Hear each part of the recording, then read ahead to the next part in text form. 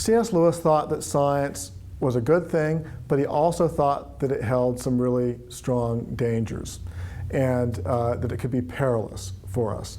And I think the biggest danger really was the penchant to control. In a scientific view, if you think that is the only way that we have knowledge of the world, and so if you think that if I have the scientific truth about something, that's, end of story, I know everything, that really tends to feed a power trip.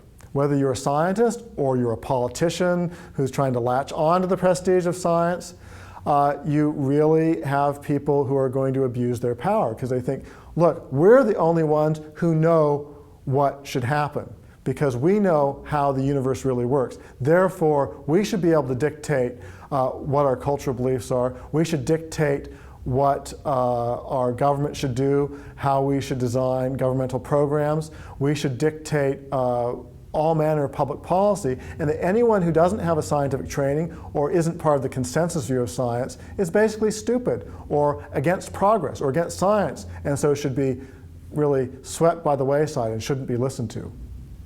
And I think Lewis thought that that almost totalitarian impulse was really a dangerous thing. And that's why he wrote his book, The Abolition of Man, why he wrote his novel, That Hideous Strength, which has at its center this government bureaucracy, NICE, which is anything but nice, the National Institute for Coordinated Experiments, which is run by both scientists and politicians and people speaking in the name of science, and social scientists like sociologists, who want to use the scientific method, or at least the claims of science, to control what everyone else thinks, believes, and how they act.